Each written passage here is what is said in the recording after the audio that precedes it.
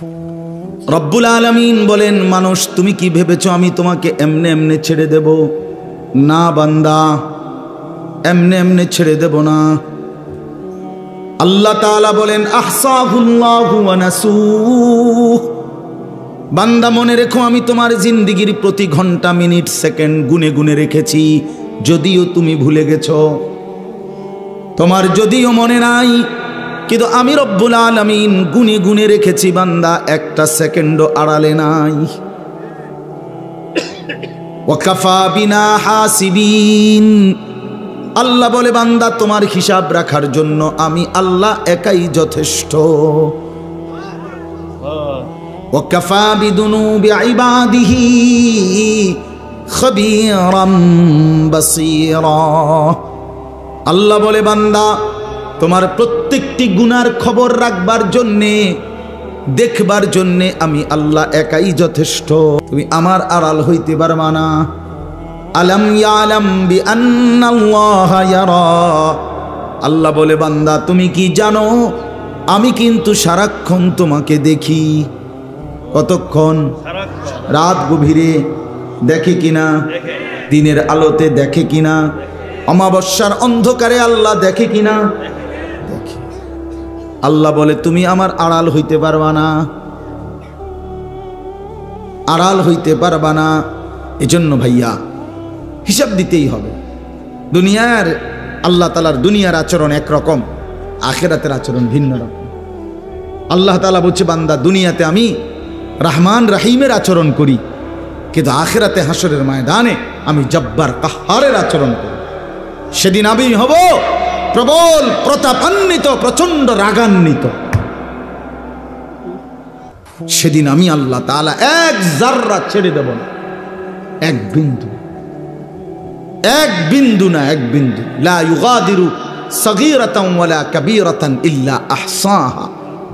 কোরআনে আল্লাহ বলছে প্রত্যেকটি বান্দা নিজের আমলনামা হাতে নিয়ে দেখবে, আর পৃষ্ঠা উল্টাইয়া দেখবে, একটি ছোট বড় কোনো কিছুই মালা আরে ফেরেশতারা ডান কাদের বাম কাদের লিখা ব্যতীত বাকি রাখে নাই, সব লিখছে। সব চা দোকানের কথা, মুদি দোকানের কথা, রাস্তার কথা, হাঁটতে হাঁটতে কথা, রাত গভীরের কথা, একাকী কথা, দুষ্টামি কথা, ফাইজদামি কথা, মস্কারি কথা, দরকারি কথা, সব লিখছে। সব সব সব সব সব।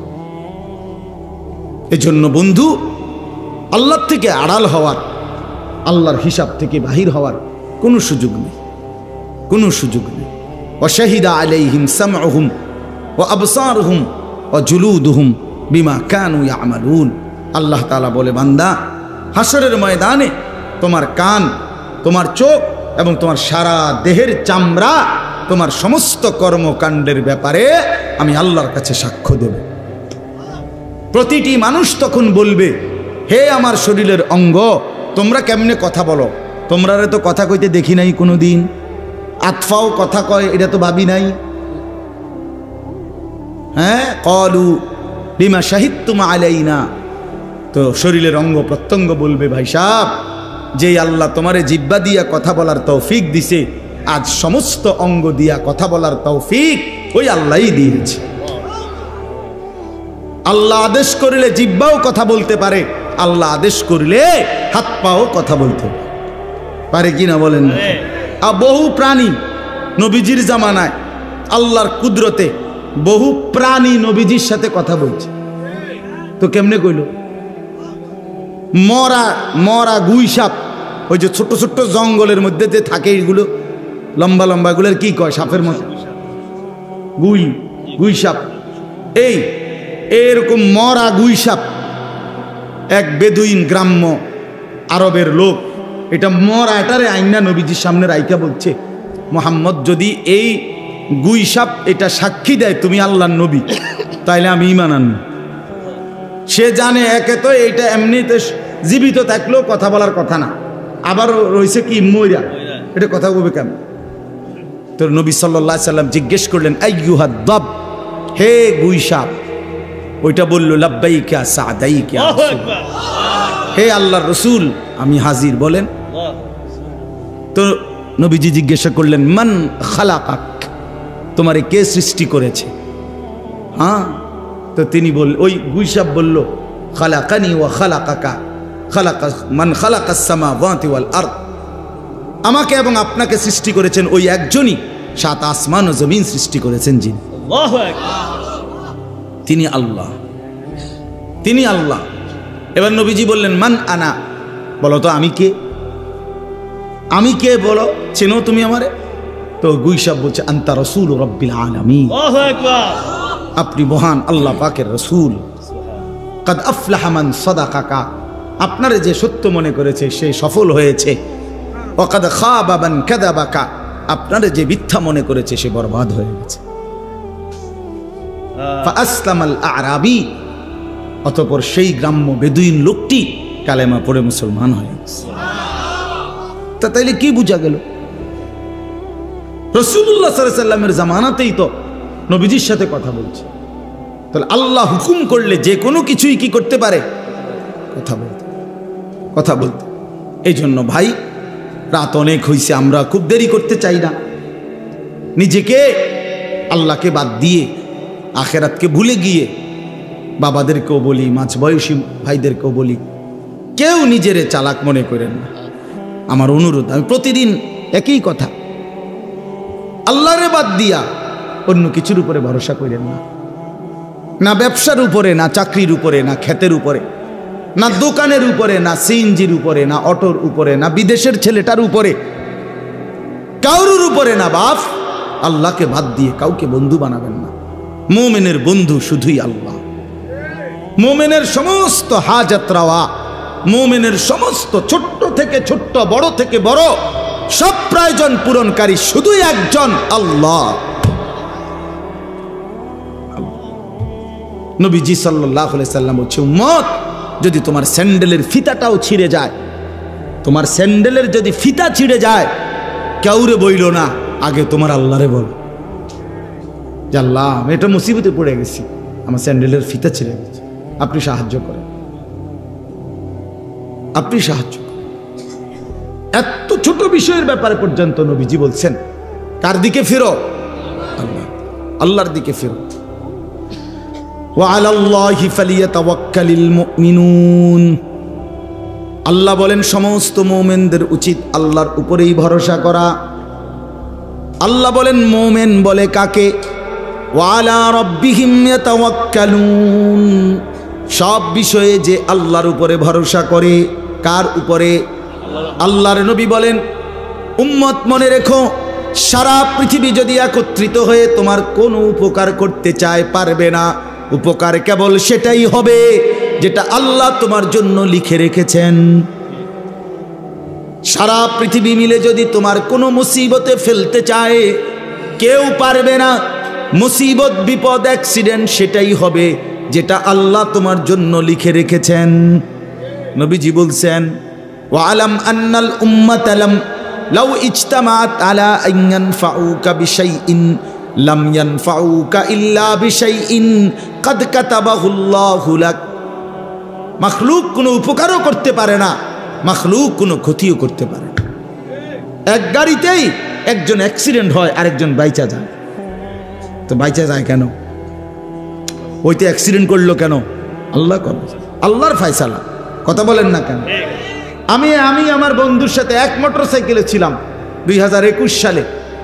আমার পাওটা ভাঙ্গা গেছে অ্যাক্সিডেন্টে, ওর কিচ্ছু হয়েছে না, ওকে একটু সুতা ব্যথাও পাইছে না। সে মোটরসাইকেল চালাইছে, আমি পিছে এমনি বইয়া ছিলাম। আমার পাওটা ভাঙ্গা গেছে, আজও সেই পাও একটু, আমার কাছের থেকে দেখলে কেউ বুঝবে আমি সোজা, একদম পুরা সোজা হাঁটতে পারি না, একটু খোঁড়ায় হাঁটতে পারি, কিন্তু ওই হাঁটাটা আর কি করি, পারি না, সোজা হাঁটতে পারি না। তো আল্লাহ তাআলাই যা, সমস্ত ফয়সালা আল্লাহ। আমরা মুসলমান বাপ, আমরা ইমানদার। আল্লাহকে বাদ দিলে মুমিনের কোনো মূল্য থাকে না। কোরআন শরীফে আছে, আল্লাহকে যে বাদ দেয়, আল্লাহর সাথে যে শিরিক করে, বিশ্বাস করেন, ফাকান্নামা খাররা মিনাস সামা, আল্লাহ বলেন তারে যেন ফেরেশতা 7 আসমান থেকে মাটিতে ছুঁড়ে মারে। যা নাফরমান, একটা লাথি মারে, একটা লাথি। মুশরিক, আল্লাহ বলেন আমারে বাদ দিলি বেঈমান, যা ফাকান্নামা খাররা মিনাস সামা ফাতাখতাফুহু আত-তায়রু আও তাহদি বিহির রিহু ফি মাকানিন সাহিক। আল্লাহ বলেন, মুশরিক, আমি আল্লাহর সাথে যে শিরিক করে, আমারে বাদ দিয়া গায়রুল্লাহর উপরে যে ভরসা করে, অন্য কিছুর উপরে যে ভরসা করে, যে কোনো ব্যাপারে নির্ভর করে, তা আমি আল্লাহ তাআলা যেন তারে 7 আসমান থেকে ছুঁড়ে ফেলে দিলাম। এবার কোনো পাখি তারে ছুঁ মেরে চিল উড়াইয়া নিয়ে গেল, অথবা ঝড়ো বাতাস তারে কোনো মরুভূমিতে উড়াইয়া ফেলায় দিল। যা, এবার আর সে কোথাও তৃপ্ত হয় না, এবার আর কোথাও তৃপ্ত হয় না। মুশরিক কোনোদিন স্থির হইতে পারে না। আল্লাহরে বাদ দিলে বন্ধু আর কোথাও নিরাপদ আশ্রয় মিলে না। ফামান লাম ইয়াজআলিল্লাহু লাহু নূরান ফামা লাহু মিন নূর। আল্লাহ বলেন, আমার আলোক থেকে যে বঞ্চিত, তার জন্য আর কোথাও কোনো আলো নাই। ওয়ামান ইউদ্লিলিল্লাহু ফামা লাহু মিন হাদ। আল্লাহ বলেন, আমি যারে পথহারা করে দেই, সে আর কোথাও পথ পায় না। প্রিয় বন্ধু আমার, বাপ আমার, হাত জোড় করে বলি, আল্লাহকে বাদ দিতে নাই। আল্লাহই মুমিনের বন্ধু। মুমিনের বন্ধু কে? আল্লাহ। সব সইতে পারে, আমলের কমতি আল্লাহ তাআলা মাফ করে দিতে পারে, কিন্তু আল্লাহর জাতের মধ্যে, আল্লাহর উপরে নির্ভরতার ক্ষেত্রে আল্লাহ বলেন, আমারে বাদ দিলে আমি আর সহ্য করতে পারি না। আল্লাহ বলেন, বান্দা আমি সব মানতে পারি, কিন্তু আমি শিরিক মানি না। আমারে বাদ দিলে আমি মানি না। অন্য কাউরে বন্ধু বানাইবে না, অন্য কিছুর উপরে ভরসা করো না। ভরসা করতে হবে কার উপরে? বন্ধু বানাবেন কাকে? একটা সুন্দর ঘটনা শুনেন, আমরা শুনছি বড় আলেমদের মুখে। ওই বড় পীর আব্দুল কাদের জিলানী রহমতুল্লাহর নাম শুনছেন না? সবাই জানেন তো। ওনার কাছে একদিন এক মহিলা আসছে পর্দার আড়ালে, আয়েশা বলতেছে, হুজুর আমার একটা ছোট্ট কথা আছে। তো বলতেছে, কি বলো? তো ওই মহিলা পর্দার আড়াল থেকে বলতেছে, হুজুর বিশ্বাস করেন, আল্লাহ তাআলা আমাকে অনেক বেশি রূপ সৌন্দর্য দান করছে। আমি অনেক সুন্দরী নারী, আমারে আল্লাহ যথেষ্ট পরিমাণ রূপ যৌবন সৌন্দর্য দান করছে। শরীয়তের অনুমতি নাই, এই জন্য আপনারে দেখাইলাম না, কিন্তু মুখে বললাম। কিন্তু হুজুর আমি আসছি একটা তদবিরের জন্য। কি তদবির? আমার স্বামী আমার এত যথেষ্ট রূপ সৌন্দর্য থাকার পরেও আমার স্বামী আমারে বাদ দিয়া অন্য মহিলার দিকে নজর দেয়, সম্পর্ক পরকিয়া। আমি এটা সহ্য করতে পারি না, আপনি আমারে কোনো তদবির থাকলে দেন। এই বড় পীর আব্দুল কাদের জিলানী রহমতুল্লাহ একটা চিৎকার দিয়া বেহুশ হয়ে গেছে। হুঁশ আসার পরে ওনার খাদেমরা জিজ্ঞেস করছে, হজরত মহিলা একটা তদবির চাইলো, এই আমনের কি হইলো যে আপনি চিৎকার দিয়ে উঠলেন? আপনি কেন বেহুশ হয়ে গেলেন? তখন তিনি বলেন, বাবা শোনো, এই মহিলার এই কথা আমারে বহুত বড় এক সবক দিল। এই মহিলার কথার থেকে আমি বুঝলাম, হায় এক সাধারণ মহিলা তার স্বামীর মধ্যে আরেকজন শরীক সহ্য করতে পারে না। আমার আল্লাহ এত বড় কায়নাত দিয়ে তার সাথে কেউ শরীক করলে তিনি কেমনে সহ্য করবে? বুঝেন নাই কথাটা? এত কিছু দিয়া আল্লাহ আমারে পাইলা, যদি আমি সেই আল্লাহর সাথে শরীক করি, আল্লাহ কেমনে সহ্য করবে? আমি এই বেডির কথার থেকে এটা বুঝছি। হ্যাঁ, কারে বাদ দিলেন ভাই? সারাদিনে আল্লাহর নামটা মুখ দিয়ে বাইর হয় না। কত বড় নিকৃষ্ট মুসলমান! সারাটা দিনে 24টা ঘন্টার মধ্যে আল্লাহকে একটা সেজদা দিতে মন চায় না। কত বড় গাদ্দার এটা, কত বড় নিকৃষ্ট এটা, কত বড় অসভ্য! কি আশ্চর্য এটা! এভাবে আল্লাহকে মানুষ বাদ দিয়ে ফেলে, এক মুসলমান হইয়া, এক মুমিন হয়ে। এই জন্য এবার মজার কথা হলো, আমি আয়াতের তর্জমা বলবো, আগে শুধু বাংলা এমনি বুঝাই। আল্লাহ তাআলা বলছে, বান্দা শোনো, আমারে বাদ দিয়া যে যাকে বন্ধু বানাইলা, সে যেন মাকড়সার মতো। কিসের মতো? আল্লাহকে বাদ দিয়ে অন্য কিছুর উপরে যে ভরসা করে, বন্ধু বানায়, প্রিয় বানায়, সে যেন একটা মাকড়সা। ওই লোকটা যেন একটা মাকড়সা। কেমন মাকড়সা? যে মাকড়সা একটা বড় যত্ন করে ঘর বানাইলো, মাকড়সার ঘর দেখছেন? কথা বলছেন না, বলেন না। মাকড়সা চেনেন? ওই যে হাতির মতো ছোট্ট, এই মাকড়সার জাল মানে মাকড়সার ঘর খুব সুন্দর করে সে বানাইলো। তো আল্লাহ তাআলা বলেন, এবার তোমরাই বলো এই পৃথিবীর মধ্যে যত ঘর আছে তার মধ্যে সবচেয়ে দুর্বল ঘর মাকড়সার ঘর। নাকি এর চাইতে দুর্বল কোনো ঘর হয় চাচা? না, মাকড়সার ঘর। এটা যদি একটু বাতাস আসে চিরা বিরা পড়ে যাবে। একটা 6 মাসের বাচ্চাও যদি তার হাত আলগি দেয় পড়ে যাবে, এত দুর্বল ঘর। আল্লাহ তাআলা বলেন ঠিক এরকম ভাবে আমি আল্লাহকে বাদ দিয়ে যে বা যারা অন্য কিছুকে বন্ধু বানায়, অন্য কিছুর উপরে ভরসা করে, তারা যেন মাকড়সার মতো যে একটা ঘর বানাইলো আমারে বাদ দিয়া অন্য কিছুর উপরে। আর মনে রেখো, সামান্য ঝড়ে সবচেয়ে দুর্বল ঘর মাকড়সার ঘর, আমি আল্লাহরে বাদ দিয়েও সে যাকে ধরলো এইটাও তার জন্য ঠিক এরকম ক্ষণিকের মধ্যেই অচিরেই অল্প সময়ের ব্যবধানে এটা হারিয়ে যাবে।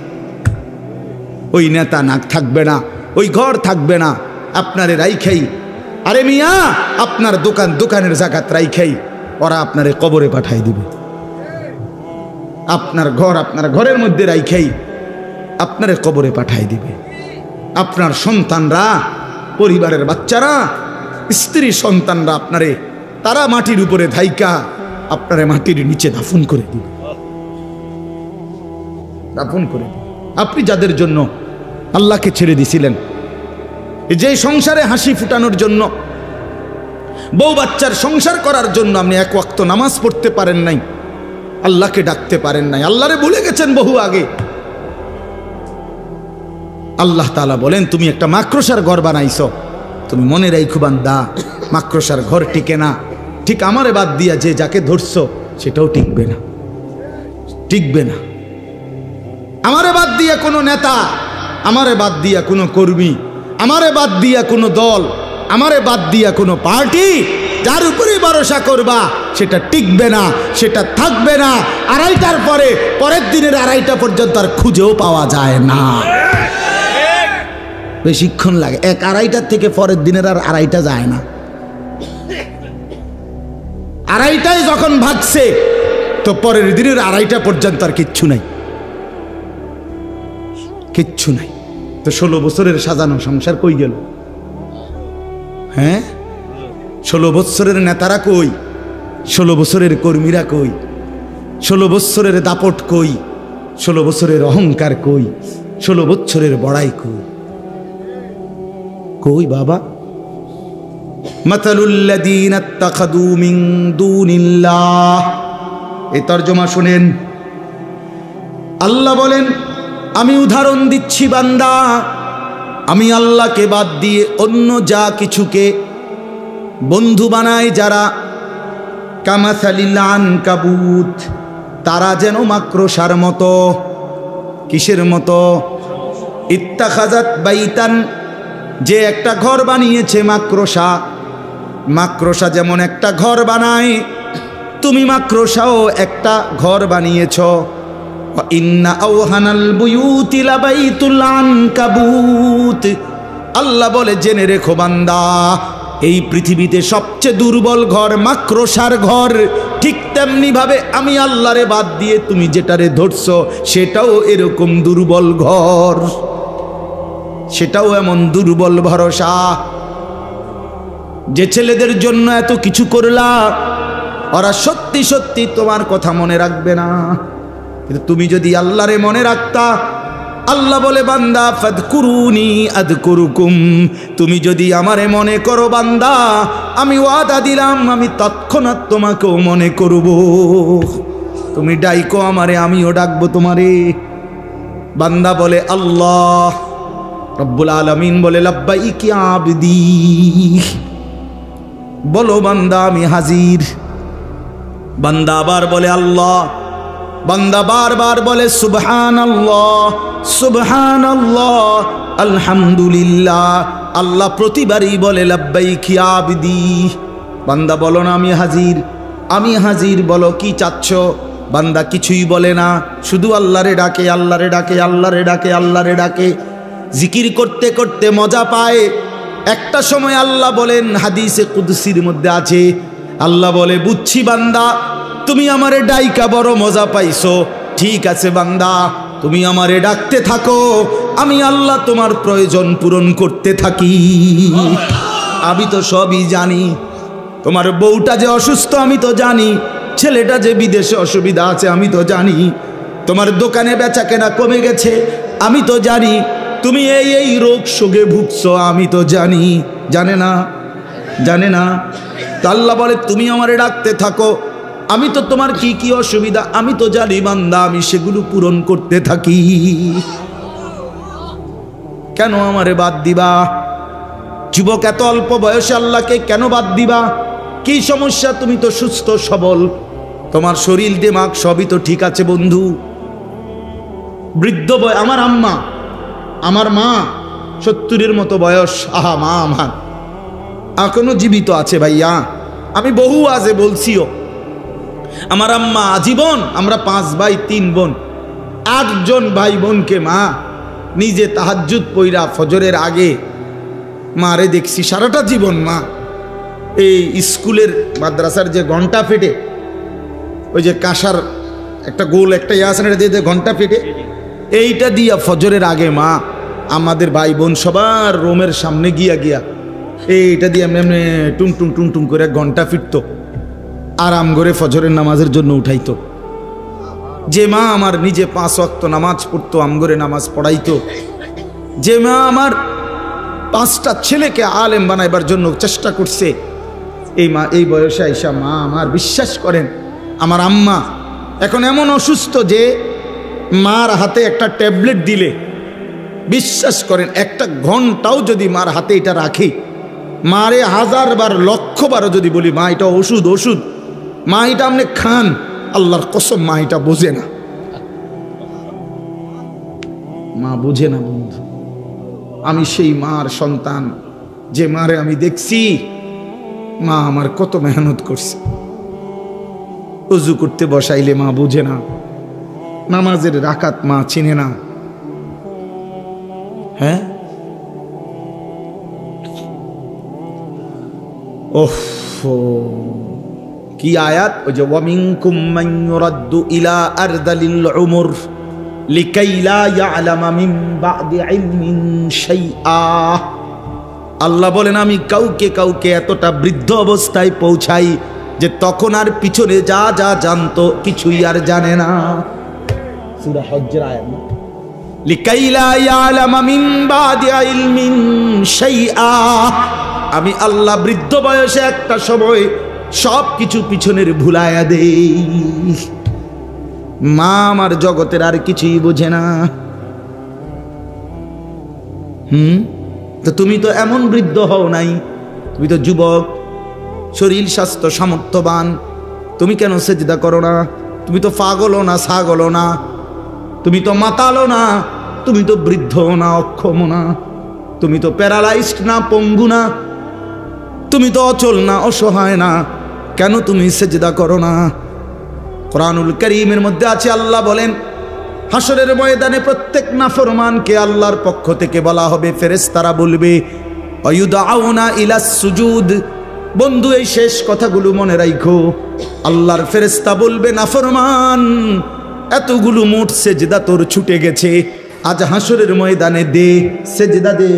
ফালা ইয়াস্তাতিউন, লক্ষ কোটি বার চেষ্টা করে নাফরমান একটি সেজদাও দিতে পারবে না।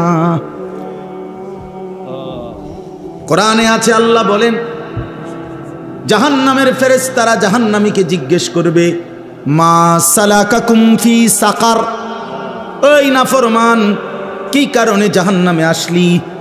আল্লাহর কসম বন্ধু, জাহান্নামী উত্তর দিবে, প্রথম উত্তর ক্বালু লাম নাকু মিনাল মুসাল্লিন, আমি নামাজি ছিলাম না। আল্লাহ কোরআনে বলছেন কাল্লা ইদা বালাগাতিত তারাকি, আল্লাহ বলেন নাফরমানের মৃত্যু যন্ত্রণা হবে বড় কঠিন, কণ্ঠনালী পর্যন্ত, রূহটাকে কলিজার থেকে আজরাইল একটা টান দিয়া ছিঁড়ে ফেলবে, ছিঁড়লেই রুহুটা কণ্ঠনালীর কাছে আসবে। এবার কণ্ঠনালী দিয়া রুহুটা বাহির হতে চাইবে না। আল্লাহ তাআলা রাসূলুল্লাহর হাদিসে স্পষ্ট নবীজি বলছেন, এই কণ্ঠনালীর কাছ থেকে রুহুটাকে দুনিয়ার মানুষ কোনো পলিথিন যদি কোনো শক্ত কিছুর মধ্যে লাইগা থাকে, পলিথিন যদি এমনে না খোলে, টাইনা টাইনা যেমনে ছিঁড়ে, আল্লাহর কসম নবী বলে কণ্ঠনালীর থেকে রুহুটা নাফরমানের বের হতে চাইবে না, ফেরেশতা ভাবে টাইনা ছিঁড়া বাইর করবে। কাল্লা ইজা বালাগাতিত তারাকি, আল্লাহ বলেন এমন কষ্টের মৃত্যু, এমন কষ্টের মরণ কেন হবে জানোনি? ফালা সাদ্দাকা ওয়ালা সাল্লা, কারণ সে আমি আল্লাহরে মানে নাই আর নামাজ আদায় করে নাই। মাতবরি ছুট্টা যাইব দেখো। এখনকার মাতবরি বাতে না দুগা খাও আর মোবাইল টিপো বইয়া বইয়া, এই তো আর কিতা। মাতবরি ছুটে যাবে ভাইয়া, কলিজাটা ছিঁড়া ফেলবে ফেরেশতা, রুহুটা ছিঁড়া ফেলবে, একদম টুকরা টুকরা বানায় ফেলবে। আল্লাহ আমারে মাফ করে দেন।